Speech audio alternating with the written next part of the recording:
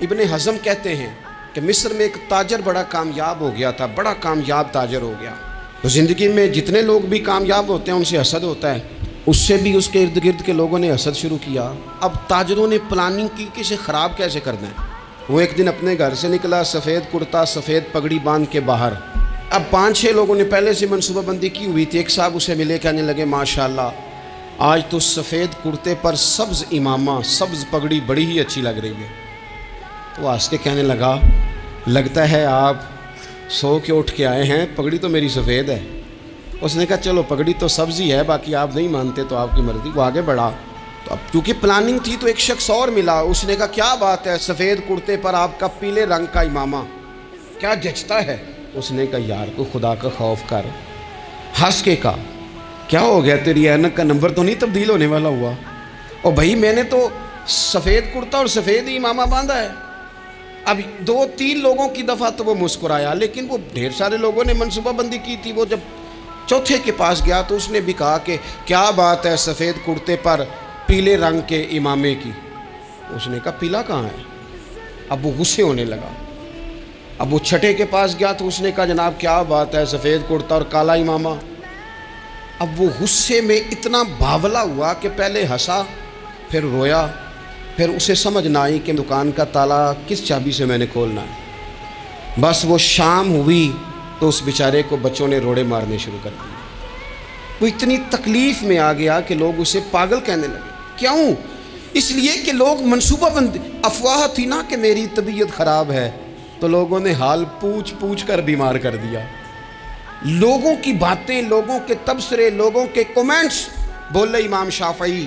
امام شافعی فرمانے لگے لوگوں کی باتیں پتھروں کی طرح ہوتی ہیں، یہ روڑوں کی طرح ہوتی ہیں، اگر انہیں کمر کے اوپر رکھ لو گے نا تو یہ تمہاری کمر توڑ دیں گی، اور اگر تم ان کو اپنے پیروں کے نیچے رکھ لو گے تو تمہارا قد اونچا ہو جائے گا۔ بس دنیا میں وہ لوگ پریشان ہوتے ہیں جو لوگوں کی باتوں کو کندھوں پر سوار کر لیتے، جو پیروں کے نیچے رکھے، جو پاؤں کے نیچے رکھے ان کا قد۔ وہ پرانے زمانے میں نا عارف رومی رحمۃ اللہ علیہ فرماتے ہیں کہ ایک بیل گائے گر گئی تھی کنویں کے اندر، تو اب وہ لوگ اس کو نکال تو نہیں سکتے تھے، تو انہوں نے اس طرح کیا کہ مٹی ڈالنی شروع کر دی کہ اب بدبو آئے گی، پریشانی ہوگی، تو اس کو بند کر دیتے ہیں اندر ہی کنویں کو، کنواں نئی جگہ پہ کھود لیتے ہیں۔ انہوں نے جب اس کے اندر مٹی ڈالی نا تو وہ گائیں جو تھی وہ مٹی جھاڑ کے تو مٹی کے اوپر آ گئی۔ انہوں نے پھر مٹی ڈالی تو وہ تھوڑی اور اوپر آ گئی، اور مٹی ڈالی تو اور وہ مٹی ڈالتے گئے اور گائیں وہاں سے کنویں سے باہر آ گئی۔ لوگوں نے دفن کرنا چاہا، وہ باہر نکل آئی۔ اور میرے بھائی لوگ بھی اپنی باتوں میں دفن کرنا چاہتے ہیں، لیکن یاد رکھنا جو چمکنے والے تھے وہ چمکتے ہی رہے، جن کو اللہ نے عزت دی تھی ان کی گھٹائی کوئی نہیں سکا۔ اتنی لمبی زبانیں کھول کے لوگوں نے صحابہ کے بارے میں باتیں کی، باتیں ہو رہی ہیں۔ لوگ جن کو دبانا چاہتے تھے، آج نہیں صوفیاء کی مخالفت شروع ہوئی، ان کے زمانے میں بھی ہوئی، ان کے دور میں ان کے خلاف کتابیں لکھی گئیں۔ لکھنے والے خدا جانے کہاں ہیں، اور داتا صاحب ہو رہی ہے، خواجہ صاحب ہو رہی ہے، حضور غوث اعظم کے ان کے زمانے میں بھی ایسا نہیں ہوا کہ بڑی خوشی سے لوگوں نے آگے بڑھ کے پھول ڈالے ہوں۔ ان کے دور میں باقاعدہ جتھے تیار ہوئے، جتھے، اور پورا کام کیا گیا۔ اور ویسے بھی اگر کوئی شخص آپ کا مخالف ہی نہیں ہے تو پھر آپ کو چمکنے کا مزہ کیسے آئے گا؟ کوئی تو مخالف ہو نا، کوئی تو ہو نا جو کوئی بات کرے۔ دیکھیں نا، اگر اندھیرا نہ ہو، رات نہ ہو تو بلب کی کوئی اہمیت رہ جائے گی؟ یہ چمکتا ہی تب ہے جب اندھیرا زیادہ ہوتا ہے۔ ہم کہتے ہیں اندھیرا ہو گیا، اور بھائی تجھے چمکنے کا موقع دیا ہے اندھیرے نے، تجھے اس نے عروج دیا، تندی باد مخالف سے نہ گھبرا اے عقاب، یہ تو چلتی ہے تجھے اونچا اڑانے کے لیے، تو باتوں سے پریشان نہ ہو۔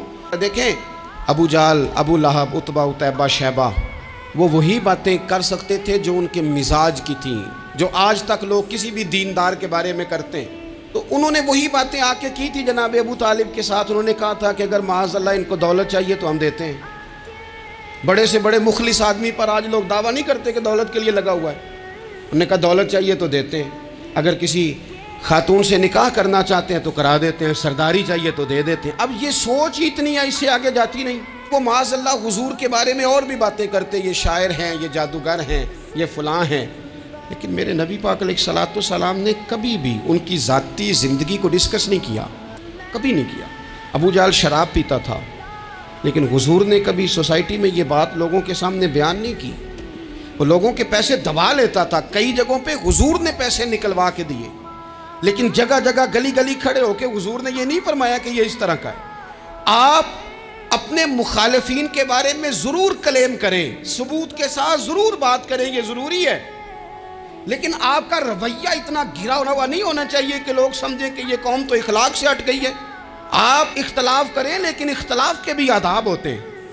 اس ادب کے دائرے کے اندر رہ کے صحابہ کے بیچ بھی رائے کا اختلاف ہو جاتا تھا، ہو جاتا ہے، ہو جایا کرتا ہے۔ حضور اس اختلاف کو قبول کرتے، بھئی ہو جاتا ہے رائے کا اختلاف اپنوں میں، لیکن اس کے اندر انسان توہین پہ اتر آئے، اس کا لہجہ اس طرح کا ہو جائے جس طرح کی بازاری گفتگو کی جاتی ہے، تو محسوس ہوتا ہے کہ یہ تربیت کا فقدان ہے۔ یہ لہجے باوقار لوگوں کے نہیں ہوا کرتے۔ لہجے کو کبھی برا نہ ہونے دیں، انداز کو، لوگ آپ کو چھیڑیں گے، اپنی جگہ پہ کھینچ کے لانے کی کوشش کریں گے، بڑا کچھ لوگ کریں گے، لیکن آپ اپنی جگہ سے آپ تبدیل نہیں ہوں گے۔ آپ کہیں گے یار میرا ایک معیار ہے، میری ایک حیثیت ہے، میں اپنی حیثیت چھوڑ سکتا؟ میں اپنی حیثیت نہیں چھوڑ سکتا۔ ہر بندے کو آپ ڈسکس کریں گے، تو تہمت والی جگہ سے ضرور بچیں، بدگمانی سے ضرور بچیں، لیکن ہر شخص کو اس کے معیار کے مطابق اتر کا جواب دینا یہ باوقار لوگوں کا سٹیٹس نہیں ہوتا۔ وہ کہتے ہیں جا بات کر، جا کے تو کون ہوتا ہے تیری بات کرے، اب ہم ہر شخص کے منہ لگے، یہ کیسے ہو سکتا ہے؟ نبی پاک صلی اللہ علیہ وسلم گزر رہے تھے، صحیح بخاری میں موجود ہے، آپ کی اہلیہ حضرت صفیہ رضی اللہ تعالیٰ عنہ آپ کے ساتھ تھیں۔ رات کا وقت تھا، حضور گزر رہے تھے، تو صحابہ کچھ کھڑے تھے، تو حضور نے ایک کو بلا کے کہا کہ یہ میری بیوی ہے، صفیہ ہیں۔ عرض کرنے لگے حضور مجھے میری ماں روئے، میں کوئی آپ کے بارے میں بدگمانی کرتا؟ تو حضور نے جواب میں کیا کہا؟ محبوب فرمانے لگے جس طرح رگوں میں خون گردش کرتا ہے نا، شیطان بھی اسی طرح ہی گردش کرتا ہے۔ گویا حضور بتا رہے ہیں کسی وقت بھی بدگمانی پیدا کر دیتا ہے۔ میں تمہیں بتا رہا ہوں کہ اپنی اہلیہ کے ساتھ جا رہا ہوں، میری بیوی ہے۔ کوشش کریں کہ آپ اس جگہ سے بچیں جہاں باتیں ہو رہی ہوں۔ اور اس پہلو پہ تیسری گزارش اس عنوان پر یہ ہے کہ اگر کسی کے بارے میں باتیں ہو رہی ہوں تو فٹافٹ اس کا حصہ بننے کی کوشش نہ کریں، بلکہ آپ کے پاس جب تک کوئی شرعی ثبوت نہیں ہے تب تک آپ اس بات کا حصہ نہ بنیں۔ ہمارے ہاں بات ہو رہی ہوتی ہے تو دو چار بندے دوڑ کے نا اپنا بھی حصہ ڈالتے ہیں، بلکہ میں بڑی ذمہ داری سے یہ بات عرض کروں گا، بات لمبی ہوتی تب ہے جب کوئی بندہ درمیان میں کہہ دیتا ہے نا نہیں تجھے تو تھوڑا پتہ ہے، تھوڑا میں بھی کرتا ہوں۔ وہ کئی دفعہ وعدہ معاف گواہ بن جاتا ہے، جا کے دوسروں کو خبر کرتا ہے اس نے یہ کہا ہے، حالانکہ بندہ اس سے پوچھے کہ اگر انہوں نے کہا تھا تو اتنا سجن تھا تو وہاں جواب دے کے کیوں نہیں آیا؟ تجھے چاہیے تھا وہیں جواب دیتا، وہیں جا کے جواب دے دیتا۔ ایک بزرگ کی خدمت میں ایک دفعہ حاضر تھا، ایک بڑے عالم تھے، تو ان کے پاس آ کے ایک شخص نے کہا کہ فلاں آدمی آپ کے بارے میں یہ بات کر رہا تھا، تو وہ ہنس پڑے، فرمانے لگے پھر آپ کہاں تھے؟ کہنے لگے میں وہیں تھا۔ فرمانے لگے میرا اور آپ کا رشتہ کس طرح کا ہے؟ کہنے لگا جی میں تو شاگرد ہوں، ارادت مند ہوں۔ تو فرمانے لگے پھر آپ میرے پاس سوال لے کے آ گئے ہیں، آپ نے وہاں جواب کوئی نہیں دیا۔ فرمانے لگے اب تو میرے سامنے بیٹھ، پہلے اس سوال کا جواب میں تجھے دوں، پہلے تجھے قائل کروں۔ اگر تو قائل ہوتا نا تو پھر تو یہ بات لے کے میرے پاس نہ آتا، پھر تو وہاں تو کلیئر کر آتا، تیرے اندر کجی ہے، تو بات کا حصہ بنا ہے، اور میرے نزدیک اس سے بڑا تو مجرم ہے کہ تو نے بات کو سنا ہے۔ وہ تو کوئی ہے اور تو اپنا تھا، تو نے اپنا ہو کے یہ باتیں سنی، تو نے ہاں کی، تو وہاں بیٹھا رہا، تو اپنا تھا۔ اور حضور نے فرمایا محبت تو بندے کو اندھا بہرا اور گونگا کر دیتی ہے، جو کسے دا عاشق ہوئے ہوتے گل اسے دی کردا ہے، 100 مکر بہانے کر کے وہ دے ہی مرنے مرد ہے۔ تو نے سن کیسے لی؟ تیرے کانوں نے گوارا کیا؟ پہلے تو مطمئن ہو نا، تو اگر مطمئن ہوتا تو بات آگے وہیں جواب دے کے آتا۔ جب تو ہی غیر مطمئن ہے تو میں کسی اور کو کیا جواب دوں؟ تو مدد کریں اپنے بھائی کی اس معاملے میں کہ اگر آپ کلیئر ہیں تو پھر آپ اسے وہیں کلیئر کریں، کہیں یار میری بات سن، یہاں تک تو بات ٹھیک ہے، اس بات کا میں گواہ ہوں، یہ ہو سکتی نہیں۔ اور نبی پاک کا یہ طریقہ ہے، مسند امام احمد بن حنبل میں حدیث موجود ہے، حضرت عبداللہ ابن مسعود رضی اللہ تعالیٰ عنہ، کمال آدمی حضرت عبداللہ ابن مسعود، حضور نے فرمایا عبداللہ ابن مسعود سے قرآن سیکھا کرو، یہ اسی طرح پڑھتے ہیں جس طرح میرے اوپر نازل ہوا تھا۔ حضرت عبداللہ ابن مسعود کو نبی پاک علیہ السلام نے فرمایا درخت پہ چڑھ کے ذرا میرے لیے مسواک تو اتار دو۔ حضرت عبداللہ ابن مسعود کی پنڈلیاں پتلی پتلی تھی، ٹانگیں پتلی تھی، وہ درخت پہ چڑھے، ہوا چلی، تو کپڑا تھوڑا ہٹ گیا تو بعض لوگ ان کی پتلی پنڈلیوں کا مذاق اڑانے لگے، معاذ اللہ، دیکھو کیسی باریک باریک پنڈلیاں ہیں، کیا انداز ہے۔ اب حضور بیٹھے ہیں نا، تو انہوں نے جو بات کی تھی وہ بات بھی درست تھی، پنڈلیاں واقعی پتلی تھیں، اور کوئی بھی اس انداز میں دیکھتا تو شاید مسکراتا۔ جب انہوں نے کہا نا دیکھو پتلی پنڈلیاں، تو حضور نے ہمارے لیے طریقہ کیا چھوڑا، ہمارے لیے سیرت کیا چھوڑی۔ حضور سید عالم فوراً ارشاد فرمانے لگے، نبی پاک فرمانے لگے چپ کرو، تم میرے عبداللہ کی پنڈلیوں کو پتلا پتلا کہہ رہے ہو نا، قیامت کے دن جب میزان لگے گا اور ان پنڈلیوں کا تمہیں وزن پتہ چلے گا، پھر پتہ چلے گا میرے عبداللہ کی شان کیا ہے۔ یہ بڑی وزنی پنڈلیاں ہوں گی، جب ان کا میزان پر وزن تلے تو آپ دفاع کریں۔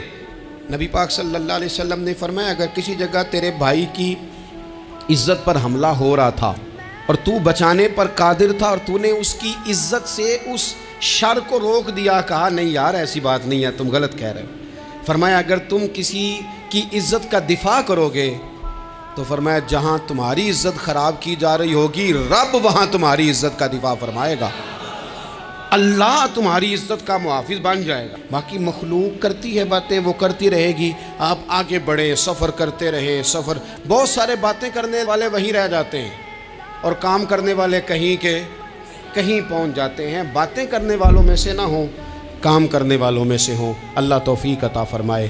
آخر دعوانا الحمدللہ رب العالمین۔